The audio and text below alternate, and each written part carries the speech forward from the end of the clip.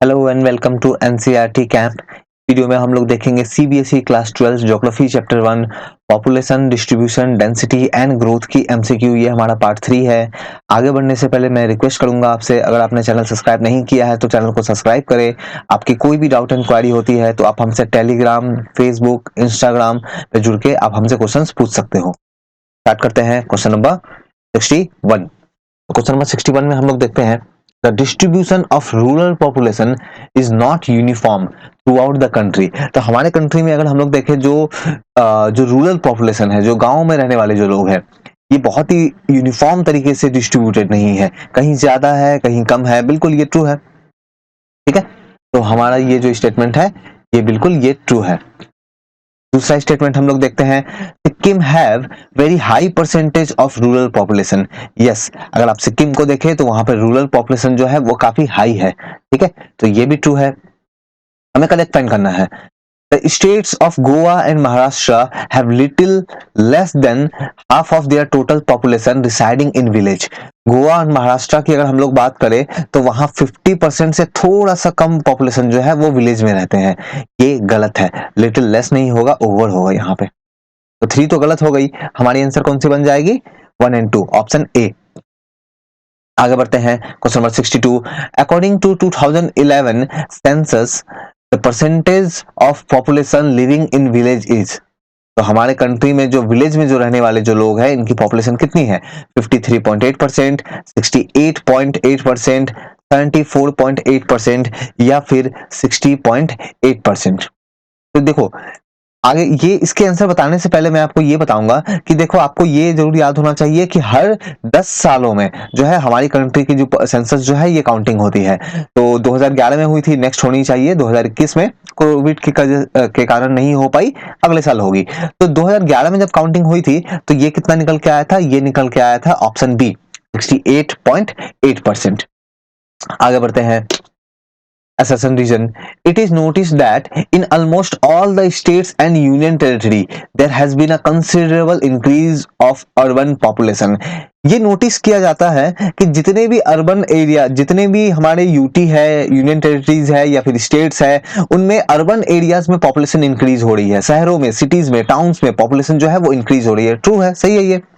Reason देखते हैं, both development of socio economic condition and lower death rate have caused increase in the population of our country. देखो, development जो है, socio economic development हुई है ना हमारे कंट्री में, और इसके साथ ही जो डेथ जो रेट जो थी ये भी लोअर हुई है हमारे कंट्री में, और इस कारण से हमारी कंट्री में पॉपुलेशन जो है ये इंक्रीज हुई है। अब यहाँ पे कंट्री की बात की जा रही है। ठीक है, कंट्री में इंक्रीज हुई है, लेकिन यहां तो आपसे मेनली आपसे पूछा जा रहा है अर्बन एरियाज को लेकर के। तो देखो, रीजन जो है ये करेक्ट है, लेकिन ये सही एक्सप्लेनेशन नहीं है। अगर आप एनसीईआरटी को फॉलो करो, लाइन बाय लाइन जाओ, तो वहां पे वो लोग मेंशन करते हैं कि development of socio economic condition, और इसके साथ एक और कंडीशन वो लोग लगाते हैं, that is the rural urban migration. मतलब गांव से जो शहर की तरफ लोग जा रहे हैं, जो रूरल एरियाज से अर्बन एरियाज की तरफ जो माइग्रेशन जो हो रहा है, इस कारण से ये ऐसा इंक्रीज हो रहा है अर्बन एरिया में। तो यहाँ तो ऐसा नहीं लिखा है, तो एसेशन करेक्ट है, रीजन करेक्ट है, और हमारा आंसर होगा, बट ये एक्सप्लेनेशन सही नहीं है, ऑप्शन बी। आगे बढ़ते हैं, which union territory have higher proportion of rural population. तो हमारे यहाँ पे जो यूनियन टेरिटरी दी गई है, इनमें सबसे ज्यादा हम लोग देखेंगे हायर पॉपुलेशन कहाँ पे है, कहाँ पे ज्यादा रूरल एरियाज है? दादरा नगर हवेली, लक्षद्वीप, लद्दाख, दिल्ली। ऑफ कोर्स दिल्ली तो नहीं होने वाला है ना। तो यहाँ आंसर होगा option A, Dadra and Nagar Haveli. आगे बढ़ते हैं, find incorrect. In village population can reach 16,000। Generally जब हम लोग विलेज के बारे में सोचते हैं तो हम लोग ये देखते हैं कि लाइक विलेज मतलब लाइक 200-400, 500, 1000 लोग रहते होंगे। अब विलेज पॉपुलेशन कैन रीच 16,000, 16,000 या फिर उससे ज्यादा, 17,000 लोग एक विलेज में, एक गांव में रह सकते हैं। यस, ये ट्रू है, इट इज पॉसिबल, है ना। Now in Kerala no village have population more than 15,000। नहीं, ये रॉन्ग है। केरला में भी बहुत सारे ऐसे विलेज है जहां पे 17,000 तक पॉपुलेशन है विलेजेस की। ठीक है, तो ये वाली तो गलत हो जाएगी। इनकरेक्ट फाइंड करना था, कौन सी होगी? Only 2, option B. 66। According to Linguistic Survey of India 1903 to 28, there were dash in the country, तो हमारे कंट्री में जो लिंग्विस्टिक सर्वे जो हुई थी तो उसके हिसाब से कितने लैंग्वेजेस एंड डायलेक्ट्स थे।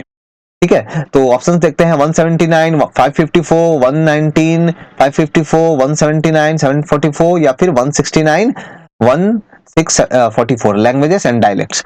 देखो लैंग्वेजेस तो आपको पता है, जैसे हिंदी, इंग्लिश, बंगाली, नेपाली जो है ना, मराठी, गुजराती, ये सब लैंग्वेजेस है। तो हमारे कंट्री में सर्वे के हिसाब से 179 लैंग्वेजेस थे। ठीक है, नाउ डायलेक्ट्स क्या है आप देखना, जैसे फॉर एग्जांपल हिंदी मैं भी बोलता हूँ, है ना, और मेरे ख्याल से अगर आप लोग अगर मान लो दिल्ली एरिया से, अगर जैसे मैं तो बिलोंग करता हूँ बेसिकली वेस्ट बंगाल एरिया से बिलोंग करता हूँ, यहाँ पे सिलीगुड़ी से बिलोंग करता हूँ। तो लेकिन अगर आप लोग मान लो आप में से कुछ लोग अगर मान लो हो दिल्ली एरिया से या फिर हरियाणा एरिया से, आप भी हो सकता है हिंदी बोलते होंगे, लेकिन आपकी हिंदी मेरी हिंदी से थोड़ी डिफरेंट होगी, है ना। तो लैंग्वेज तो वही है हिंदी, लेकिन थोड़ा सा डिफरेंट है ना, बोलने का तरीका डिफरेंट है, तो दैट इज डायलेक्ट। तो हमारे कंट्री में 544 डायलेक्ट जो है ये रजिस्टर किया गया था, तो ऑप्शन ए। आगे बढ़ते हैं क्वेश्चन नंबर 67 की तरफ। Find correct minimum population of village should be 200। एक विलेज में कम से कम तो 200 लोग होने चाहिए, तब जाकर के हम लोग जो है उसे विलेज बोलेंगे, ऐसा कुछ नहीं है। ठीक है, ये गलत बात है। और all the villages of north east India have population more than 500। North east India में, नॉर्थ ईस्टर्न इंडिया में जो भी स्टेट्स है वहां पे विलेजेस की पॉपुलेशन जो है वो कम से कम 500 है। नहीं, ये भी नहीं है, ऐसा भी नहीं है। ठीक है, तो करेक्ट यहाँ पे कौन सा होगा, दोनों गलत है, कोई करेक्ट नहीं है, none of this, option D. 68 assertion reason the proportion of urban population in our country is showing a much faster rate of growth over the decades। तो हमारे कंट्री में अगर पॉपुलेशन की बात करें, कंट्री में अगर जो है अर्बन पॉपुलेशन की बात करें, है ना, तो ये काफी तेजी से ये इंक्रीज हो रही है। जो अर्बन पॉपुलेशन, अर्बन मतलब जो सिटीज टाउन्स वगैरह होते हैं वो उसकी बात कर रहे हैं।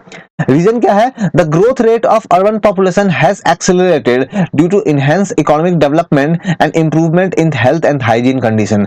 तो हमारे अर्बन एरियाज में इकोनॉमिक डेवलपमेंट काफी अच्छी हुई है, वहाँ हेल्थ फैसिलिटीज काफी अच्छी है, वहाँ पे हाइजीन काफी अच्छी मिलती है। एज अ रिजल्ट वहां देखते हैं कि अर्बन पॉपुलेशन में, अर्बन एरिया में पॉपुलेशन जो है इंक्रीज हो रही है। सही बात है, तो यहाँ आंसर होगा ऑप्शन ए। दोनों ही करेक्ट है, अब बिल्कुल सही एक्सप्लेनेशन है। 69 fine correct the relative degree of urbanization and extent of rural urban migration regulate the concentration of rural population। तो देखो, the relative degree of urbanization and extent of rural urban migration regulate the concentration of rural population। मतलब क्या है, आपको देखो मान लो एक area है, ये मान लो एक विलेज है, एक रूरल एरियाज है, और ये मान लो एक सिटी है ना, मान लो दिल्ली है। तो आपको डेफिनेटली हमें पता है कि यहाँ पे जो है अर्बनाइजेशन कम होगा विलेज में, और अर्बनाइजेशन जो सिटीज में जो है ये काफी ज्यादा होगी। तो इन दोनों में अर्बनाइजेशन में डिफरेंस है, यहाँ पे छोटी छोटी घर होगी, छोटे छोटे हॉस्पिटल्स होंगे, या बहुत दूर दूर स्कूल्स होंगे, यहाँ पे बहुत सारे ऐसे फैसिलिटीज होंगी। मतलब यहाँ पे अर्बनाइजेशन की डिग्री जो है ये ज्यादा है, the relative degree of urbanization जो है ये ज्यादा है, पहली बात।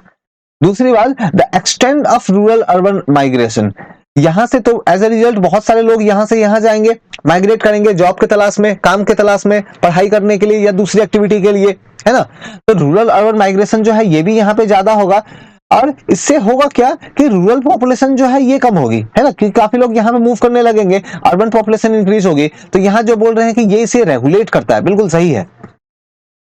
Above statement is true for both intra and inter state level. अब ये जो मैंने आपको ये समझाया, अब ये एक स्टेट के अंदर हो सकता है। अब एक मान लो एक स्टेट है, मान लो वेस्ट बंगाल जैसे है, वेस्ट बंगाल में कोलकाता है, ये एक सिटी है, अगर आसपास के कोई विलेजेस है तो वहां विलेजेस से लोग निकल के कोलकाता जाते होंगे, है ना। तो ये क्या हो जाएगा, स्टेट के अंदर की माइग्रेशन हो गई। या फिर हो सकता है वेस्ट बंगाल के बगल में मान लो कोई दूसरी एक स्टेट है, फॉर एग्जांपल झारखंड है या बिहार है, मान लो वहां से काफी सारे विलेजेस से लोग कोलकाता में आते होंगे काम करने के लिए, तो ये एक स्टेट से दूसरा स्टेट वाली माइग्रेशन हो गई। तो इंटर स्टेट और इंट्रा स्टेट जो है ये दोनों ही माइग्रेशन के लिए ये स्टेटमेंट जो है ये ट्रू है, बिल्कुल ये सही है। करेक्ट कौन सा होगा, both, option C. Now the proportion of urban population in our country is, हमारे कंट्री में अर्बन पॉपुलेशन कितने परसेंट है, 21.16%, 31.16, 41.16, 11.16। करेक्ट आंसर होगा ऑप्शन बी, ऑप्शन बी 31.16। यहां पे हमारा आंसर होगा, करेक्ट आंसर मैं मार्क कर देता हूं, option B. In which area we find comparably higher degree of urbanization. तो यहाँ पे जो ऑप्शंस में दिए गए हैं आपको इसमें से ज्यादा थोड़े से हायर डिग्री के अर्बनाइजेशन जो है ये कहाँ देखने को मिलेंगे आपको यहाँ पे। तो ऑप्शंस हम लोग सॉरी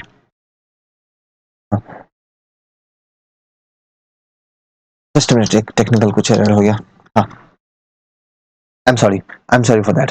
नाउ क्वेश्चन नंबर 71, तो कहां पे आपको हायर डिग्री ऑफ अर्बनाइजेशन देखने को मिलेंगे? ऑप्शंस देख लेते हैं, middle and lower Ganga plain, Telangana, western Rajasthan या फिर वेस्टर्न मध्य प्रदेश। तो इनमें से कहां पे आपको ज्यादा अर्बनाइजेशन जो है देखने को मिलेगा? हायर डिग्री मतलब बेसिकली ज्यादा अर्बनाइजेशन, ज्यादा बड़े बड़े शहर देखने को मिलेंगे, बड़ी बड़ी फैक्ट्री या इंडस्ट्री देखने को मिलेंगे। तो यहाँ पे जो आंसर होगा that is option 4, western Madhya Pradesh. आप अपने बुक में जब रीड करोगे इस टॉपिक को तो वहां पे ये कहा जा रहा है कि आपको अर्बनाइजेशन कम देखने को मिलेगी यहाँ पे, यहाँ पे, यहाँ पे और ईस्टर्न मध्य प्रदेश में। तो वहां तो कम देखने को मिलेगी, तो ज्यादा कहां मिलेगी? वेस्टर्न वाले पार्ट में। ठीक है, question number 72, assertion region in the middle and lower Ganga plain agriculture growth have stagnant का मतलब कोई चीज है, कोई चीज बहुत धीमा हो जाता है, उसमें इंक्रीज या डिक्रीज कुछ नहीं हो रहा है, रुक सा जाना, उसको स्टैग्नेंट बोलते हैं, है ना। तो in the middle and lower Ganga plain, Ganga नदी जो है और उसके गंगा नदी की जो लोअर वाली प्लेन है, मिडिल में जो एरिया है गंगा नदी की या लोअर वाली जो एरिया जो है, तो यहाँ पे देखेंगे कि एग्रीकल्चर ग्रोथ जो है एक तरह से रुक सी गई है, ये स्टैग्नेंट हो गई है। तो बिल्कुल ये ट्रू है। The degree of urbanisation has remained low in this area, और इस एरिया में हम लोग देखेंगे जो अर्बनाइजेशन जो है, जो हमारे कंट्री के दूसरे बहुत सारे पार्ट है उसके कंपेयर में लो है। यस, ये भी ट्रू है। क्या ये सही एक्सप्लेनेशन है? आंसर इज नो, ये सही एक्सप्लेनेशन नहीं है। यहां आंसर होगा ऑप्शन बी, क्योंकि देखो एग्रीकल्चर ग्रोथ यहाँ पे रुक सी गई है बिकॉज यहाँ लैंड लिमिटेड है, यहाँ पे पॉपुलेशन बहुत हाई है। ये जो मिडिल एंड लोअर गंगा वाली प्लेन वाली जो एरिया है, यहाँ पॉपुलेशन बहुत हाई है। एज अ रिजल्ट यहाँ पे जो है एग्रीकल्चर में और बहुत ज्यादा लैंड अवेलेबल नहीं है, रिसोर्स अवेलेबल नहीं है, इसलिए बहुत ज्यादा ग्रोथ नहीं हो पा रहा है। ठीक है, तो यहाँ आंसर होगा ऑप्शन बी। आगे बढ़ते हैं 73, in the context of modern India there are about dash schedule languages. तो हमारे कंट्री में कितने शेड्यूल लैंग्वेजेस है? 22, 12, 24, 32। करेक्ट आंसर होगा ऑप्शन ए 22। Fine, correct.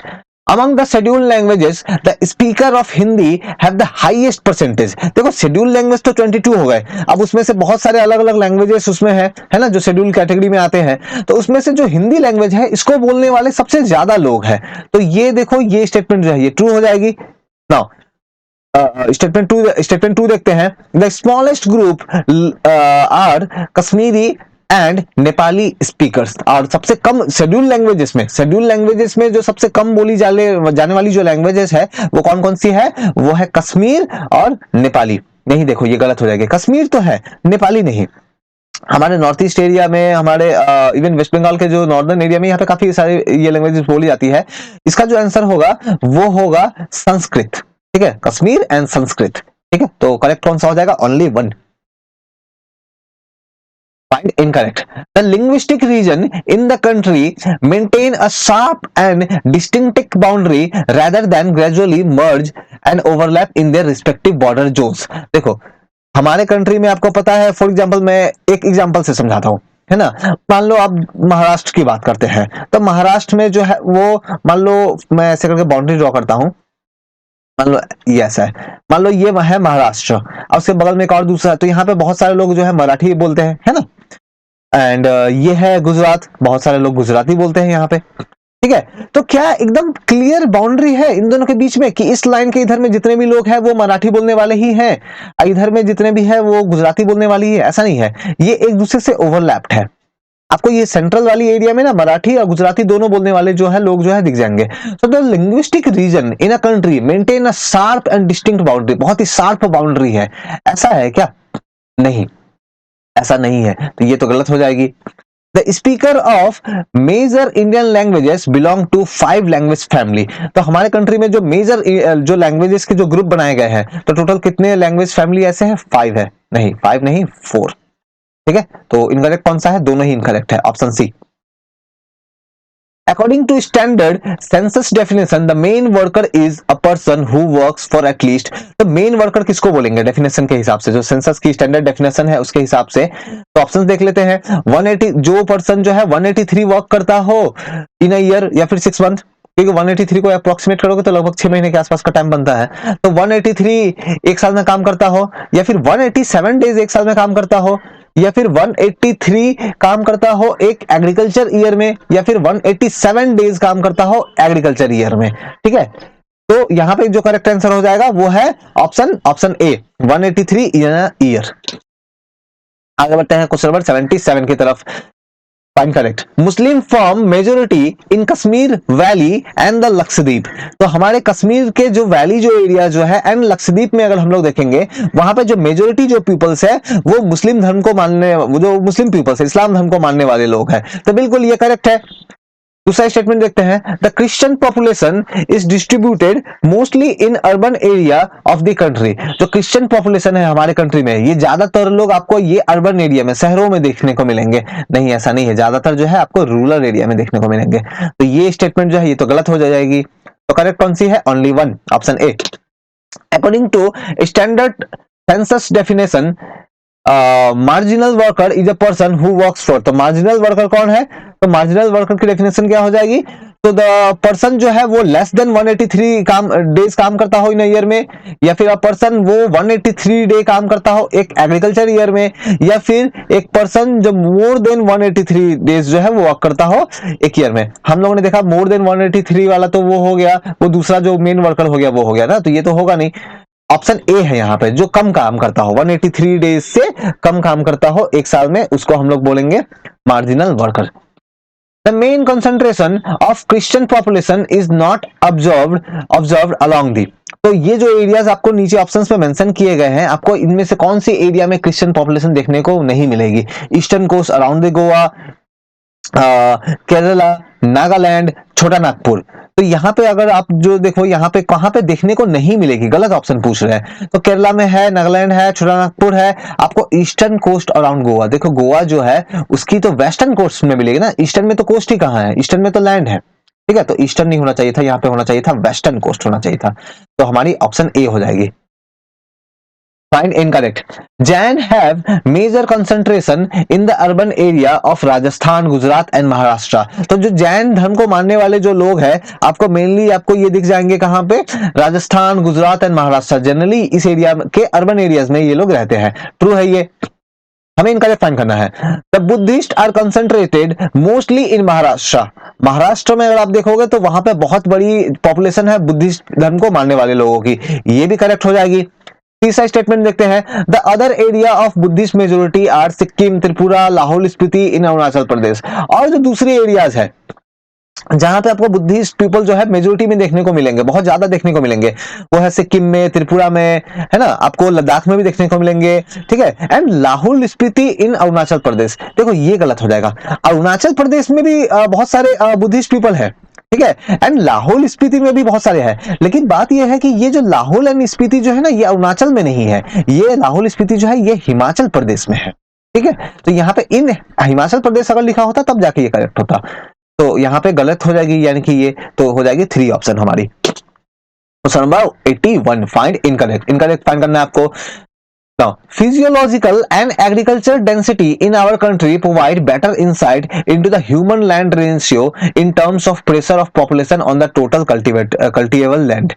तो देखो हमारे पास जो लैंड अवेलेबल है जिसपे कल्टीवेशन होती है, ऑफ कोर्स उससे बहुत ज्यादा प्रेशर बिल्डअप होता है। जैसे जैसे पॉपुलेशन ज्यादा बढ़ रही है, हम लोग और ज्यादा एग्रीकल्चर करने का ट्राई कर रहे हैं, और ज्यादा केमिकल, पेस्टिसाइड, फर्टिलाइजर से ऐड कर रहे हैं। सो दैट मीन्स लैंड के ऊपर प्रेशर इंक्रीज हो रहा है ना। तो ये जो बेसिकली ये जो रेशियोज निकालते हैं ना, फिजियोलॉजिकल या फिर एग्रीकल्चर डेंसिटी की रेशियो, ये हमें ज्यादा अच्छी तरीके से इस मैटर को लेकर जानकारी देती है, इंफॉर्मेशन देती है। ये करेक्ट हो जाएगी।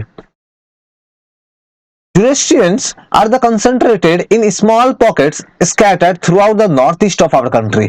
तो देखो तो यहाँ पे देखो Zoroastrians जो है, अच्छा, are the concentrated in small pockets scattered throughout, अच्छा यहाँ पे थ्रू के बाद में ना यहाँ पे आप ऐसे करना, only in the north east of our country, only in the north east of our country.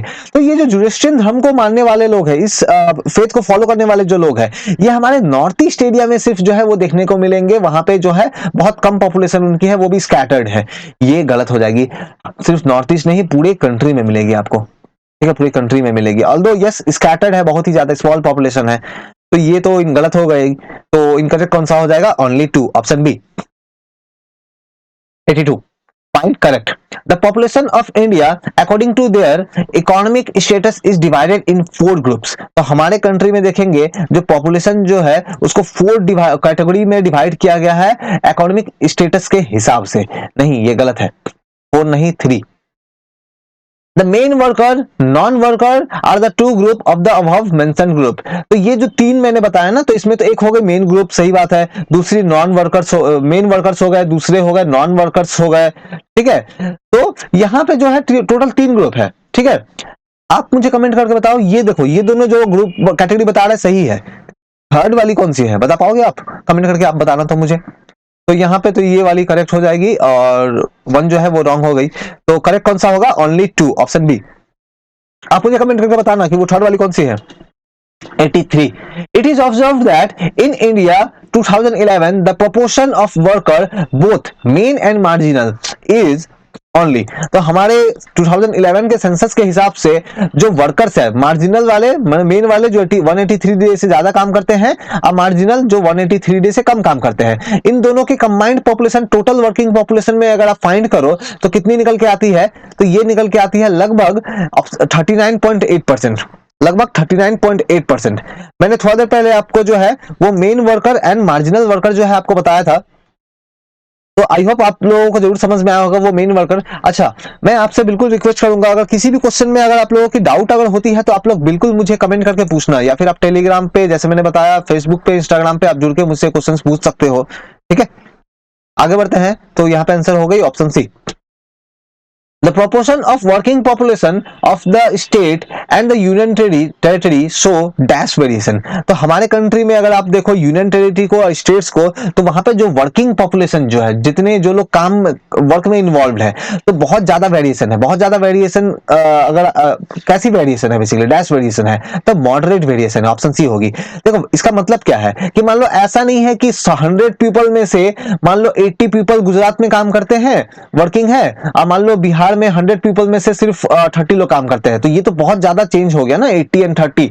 ऐसा नहीं है, बहुत कम वेरिएशन है। मान लो यहाँ पे काम करते होंगे 40, तो यहाँ पे काम करते होंगे मान लो 35, तो बहुत कम गैप है, ठीक है, बहुत कम वेरिएशन है। आगे बढ़ते हैं क्वेश्चन नंबर 85 की तरफ। Arunachal Pradesh has larger percentage of worker participating rate. Arunachal Pradesh में अगर आप देखो तो वहां की पॉपुलेशन जो है वो बहुत ज्यादा वर्क में पार्टिसिपेट करती है, ये करेक्ट है।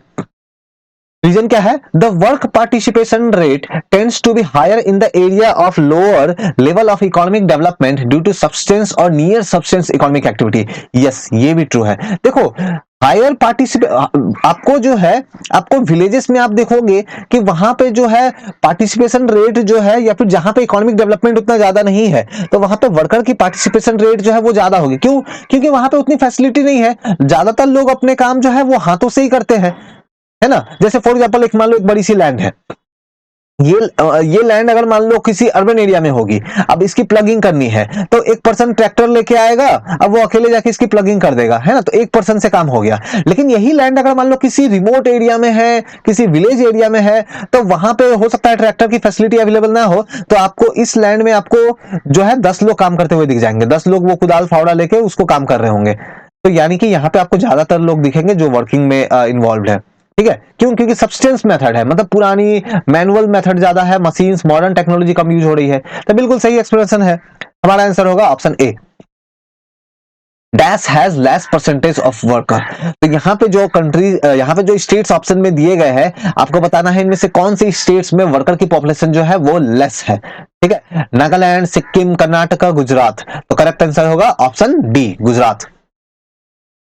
87. The occupation composition of India's population does not mean। तो हमारे कंट्री में जो ऑक्यूपेशनल कंपोजिशन जो है, ऑक्यूपेशन मतलब जो काम, वर्क जो है, उसकी जो कंपोजिशन जो है, तो इनमें से कौन सा ऑप्शन वो उससे रिलेट नहीं करता, ठीक है। An individual in manufacturing trade, an individual in services, an individual in any kind of professional activity. Option D, none. Correct answer होगा option D, none. Now question number 88। Assertion region, Puducherry have a very large population of working being engaged in many services. तो Puducherry area में अगर आप देखोगे तो वहां पे बहुत बड़ी पॉपुलेशन आपको जो है वो सर्विस सेक्टर में दिख जाएगी, है ना, कुछ मेनी सेक्टर या अदर सर्विसेज में आपको जो है वहां पे देखने को मिल जाएगी, ठीक है। रीजन क्या है? The availability of limited farming land but also a large scale urbanisation and industrialisation requiring more workers in non farm sector is seen in Puducherry. तो पुदुचेरी में अगर आप देखोगे तो वहां पे लैंड जो है फार्मिंग लैंड जिसपे खेती कर सकते हैं, जिसपे एग्रीकल्चर कर सकते हैं, ये तो बहुत कम है। तो ये तो चलो एक तरह की नुकसान हो गई कि फार्मिंग लैंड कम है, लेकिन एक दूसरा फायदा भी है। फायदा क्या है? वहां पे अर्बनाइजेशन काफी ज्यादा है, वहां पे इंडस्ट्रियलाइजेशन, इंडस्ट्रीज काफी ज्यादा है, अर्बनाइजेशन काफी ज्यादा है। तो वहां पे बहुत सारे ऐसे वर्कर की रिक्वायरमेंट होती है जिनको फार्म लैंड में काम नहीं करना पड़ता है, जिनको किसी ऑफिस में या इंडस्ट्री में काम करना पड़ता है। एज ए रिजल्ट वहां पे देखोगे कि वहां पे बहुत सारी पॉपुलेशन जो है वो वर्किंग है सर्विस सेक्टर में। तो ये रीजन बिल्कुल करेक्ट हो जाएगी, हमारा आंसर होगा option A. Question number 189, the share of cultivator and agriculture labour of total working population is. तो टोटल वर्किंग पॉपुलेशन में अगर हमारे कंट्री की अगर आप देखोगे कि यहाँ पे कितने लोग जो है ये इन्वॉल्व है, तो कितना परसेंटेज निकल के आता है यहाँ पे? तो देखो ऑप्शन देखते हैं, अबाउट 44.6%, 58.6%, या फिर 64.6%, या फिर 54.6%। तो हमारा जो करेक्ट आंसर होगा वो होगा ऑप्शन डी। ऑप्शन डी हो जाएगा हमारा correct answer, that is about 54.6%। Question number 90, find correct. Only 13.8% of worker of total working population are engaged in household industry। तो हाउसहोल्ड जो घरों में जो इंडस्ट्री होती है, छोटी मोटी इंडस्ट्री होती है, घरों में जैसे मैस्टिक बना रहे हैं, घरों में जैसे अगरबत्तियां बना रहे हैं, ऐसी छोटी जो इंडस्ट्री होती है, तो उसमें लगभग 13.8% ही सिर्फ वर्किंग पॉपुलेशन की वहां पे इन्वॉल्व है एक्टिविटी में। नहीं, ये गलत है, इतना भी नहीं है, 1 को आप काट दो, सिर्फ 3.8% वहां पे इन्वॉल्व है, तो ये तो गलत हो गई। Around 41.6% of total working population are engaged in non-household industry, trade and commerce। ये करेक्ट है, लगभग 41.6% वर्किंग जो वर्कर्स जो है वर्किंग पॉपुलेशन की, ये लोग इंगेज्ड है जहां पे इंडस्ट्री में, ट्रेड में, कॉमर्स में काम हो रही है, ठीक है, तो वहां पे ये इन्वॉल्व है। तो करेक्ट कौन सा होगा? Only 2, option B. Question number 91, The 2001 census has divided the working population of India into total 4 major category. Which option does not belong from the 4 major category? तो 4 कैटेगरी में तो डिवाइड कर दिया है 2011 के सेंसस के हिसाब से वर्किंग पॉपुलेशन को, तो कौन सी ऑप्शन यहाँ पे रॉन्ग हो जाती है? कल्टीवेटर, फॉरेन गोइंग लेबर, ऐसे लेबर जो कल्टीवेट कर रहे हैं, एग्रीकल्चर में इन्वॉल्व है, ऐसे लेबर जो फॉरेन कंट्री में जाकर के काम करते हैं, फिर हमारे कंट्री में हमें बहुत पैसा भेजते हैं अपने फैमिलीज को, हाउस होल्ड इंडस्ट्रियल वर्कर जो घरों में जो इंडस्ट्री वगैरह होती है छोटी मोटी, जैसे मैंने बताया अगरबत्ती बनाने वाली, ऐसी जो होती है इसमें काम करने वाले, या फिर हम लोग अदर वर्कर्स। तो यहाँ पे बताना है कि कौन सा नहीं है, डज नॉट। तो कौन सा होगा? Option 2, option 2, foreign going labours, ये नहीं है, ठीक है। Question number 92, find correct. The number of female worker is relatively high in primary sector. Yes, आपको अगर primary, secondary and tertiary sector को आप देखोगे तो बहुत सारी पॉपुलेशन जो वुमेन पॉपुलेशन जो वर्किंग पॉपुलेशन जो है आपको नजर आएगी प्राइमरी सेक्टर में, एग्रीकल्चर में, खेतों में काम करते हुए आपको नजर आएगी, करेक्ट है। दूसरा क्या है? In recent year there has been some improvement in the work participation of women in tertiary but not in secondary sector.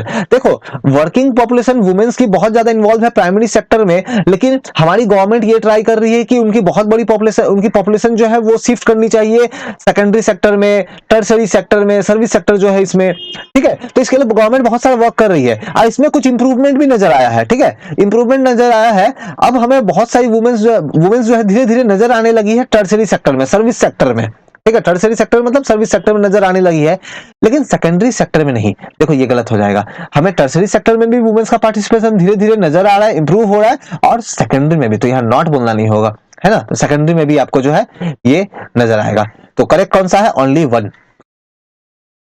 Question number 93, find incorrect. The proportion of worker in agriculture sector in India has shown a decline over the last few decades। तो यहाँ पे आपको जो है incorrect find करना है। तो पहला स्टेटमेंट क्या बता रहा है कि जो proportion है वर्कर की इन एग्रीकल्चर सेक्टर में, जो लोग खेतों में काम करते हैं, एग्रीकल्चर सेक्टर में काम करते हैं, ये डिक्लाइन हो रहा है। यस, लोग अब खेती बाड़ी में देखते हो आप, हम लोग बहुत बार न्यूज देखते हैं कि फार्मर्स को बहुत सारी परेशानियां होती है ना, उनकी लाइफ बहुत अच्छी नहीं चलती है, बहुत बार हम लोग ऐसा देखते हैं।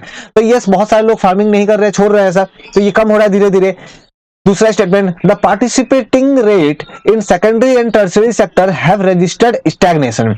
और सेकेंडरी एंड टर्सरी सेक्टर में लोग जो है धीरे धीरे मूव कर रहे हैं, तो वहां पे इंक्रीज हो रही है, स्टैग्नेशन नहीं, यहां पे होना चाहिए इंक्रीज।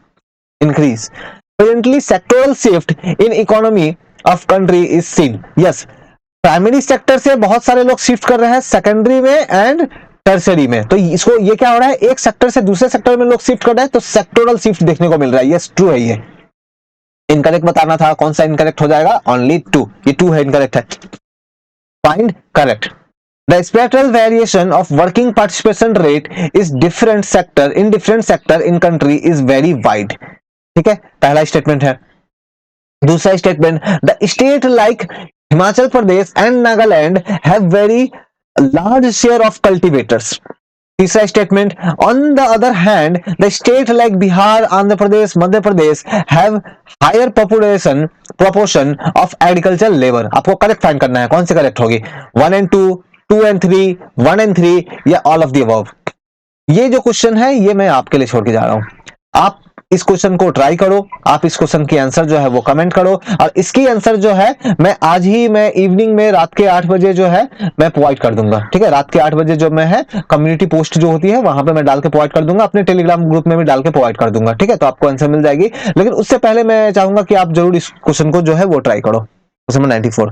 ठीक है, तो इस क्वेश्चन में यहीं तक करते हैं। इसके बाद जो है अब मैं सेकंड चैप्टर में मूव करूंगा, अब मैं उसकी बहुत सारी एमसीक्यूज जो है आपके लिए लेके आऊंगा। Thank you.